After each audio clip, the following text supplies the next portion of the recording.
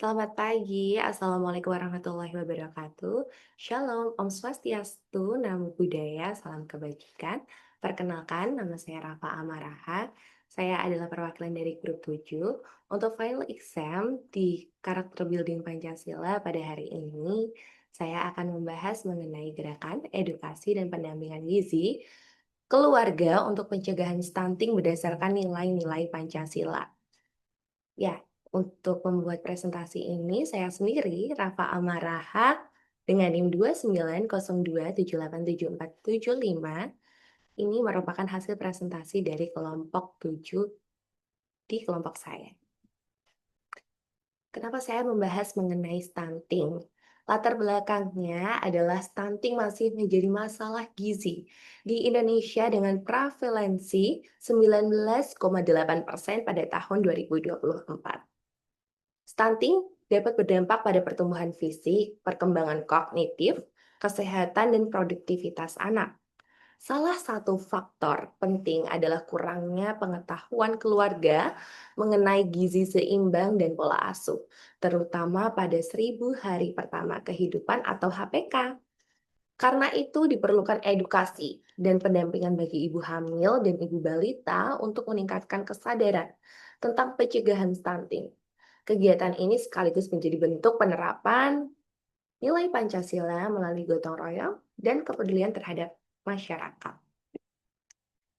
Dari beberapa latar belakang tersebut, saya bersama kelompok membuat 3 rumusan masalah. Pertama adalah bagaimana tingkat pengetahuan ibu hamil dan ibu balita di lingkungan sasaran terhadap pemenuhan gizi seimbang dan pencegahan stunting. Yang kedua, apa saja hambatan yang dihadapi keluarga dalam menerapkan pola makan dan pola asuh yang mendukung tumbuh kembang optimal anak. Dan yang terakhir atau yang ketiga, bagaimana nilai-nilai Pancasila, khususnya semangat gotong royong dan kepedulian kemanusiaan dapat diwujudkan melalui aksi nyata mahasiswa dalam mendampingi masyarakat mencegah stunting. Baik. Temuan di lapangan. Beberapa case tersebut terjadi karena literasi gizi masih rendah.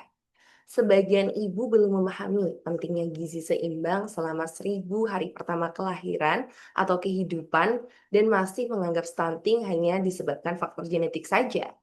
Dan yang kedua, pola makan dan pola asuh belum optimal. Hambatan meliputi kurangnya informasi praktis, minimnya keterlibatan keluarga, serta tingginya konsumsi makanan instan pada balita. Untuk temuan lapangan lainnya, yang pertama adalah akses edukasi kesehatan masih terbatas.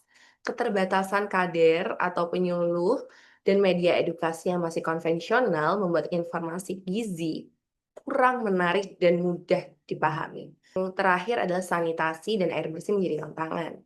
Kondisi sanitasi yang kurang baik dan keterbatasan air bersih turut meningkatkan risiko stunting. Rancangan solusi. Yang pertama ada media edukasi digital. Untuk dunia digitalisasi saat ini ya, membuat poster, leaflet, dan video singkat tentang gizi seimbang, PASI, dan pentingnya 1000 HPK dengan bahasa yang sederhana. Yang kedua, pendampingan berbasis gotong royong.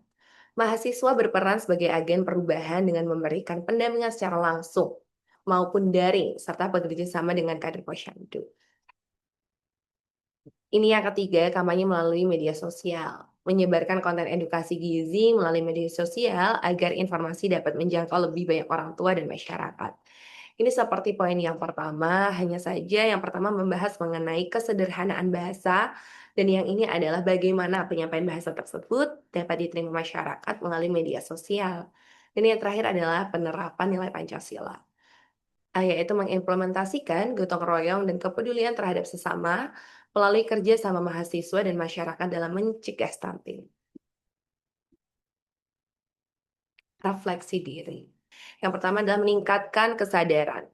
Saya menyadari bahwa stunting bukan hanya masalah kesehatan, tetapi tanggung jawab dan kepedulian bersama.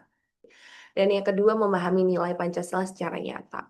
Saya belajar bahwa kemanusiaan, persatuan, gotong royong, dan keadilan sosial dapat diterapkan langsung melalui kepedulian terhadap keluarga dan anak. Dan yang ketiga, belajar bahwa kontribusi tidak selalu berupa materi. Ini betul sekali, karena pengetahuan, waktu, perhatian, dan kemauan untuk membantu juga dapat memberikan dampak bagi masyarakat. Bagi saya, mencegah stunting berarti ikut menjaga masa depan generasi Indonesia. Ini merupakan contoh poster, saya izin, singkirkan dulu. Ini adalah contoh poster yang sudah dibuat oleh KKN Tim 2 Undip 2021-2022 terhadap pencegahan stunting. Ini saya rasa ini poster cukup keren untuk dipasarkan di masyarakat. Ini beberapa dokumentasi yang saya ambil melalui internet. Yang pertama ini adalah, foto untuk pencegahan stunting dari pemerintah. Ini ada di NTT teman-teman, dan ini adalah bentuk posyandu, gerakan yang untuk mencegah stunting ya.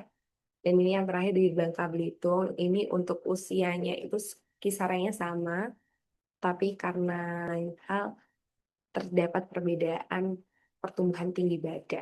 Kesimpulannya yang adalah secara keseluruhan, pencegahan stunting bukan hanya tentang memenuhi kebutuhan gizi anak, tetapi juga tentang membangun kesadaran, kepedulian, dan kerjasama dari lingkungan terdekat. Edukasi kepada keluarga menjadi langkah penting agar orang tua mampu memahami gizi seimbang dan pola asuh yang tepat sejak 1.000 hari pertama kehidupan.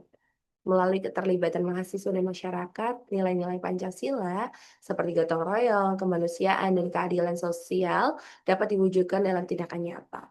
Pada akhirnya mencegah stunting bukan sekedar menyelamatkan pertumbuhan seorang anak, tetapi ikut menjaga kualitas dan masa depan generasi Indonesia. Terima kasih. Sekian video presentasi dari saya, Rafa Amarahat. Semoga bermanfaat dan juga dapat disebarluaskan untuk kepentingan masyarakat dan juga pertumbuhan generasi Indonesia. Terima kasih.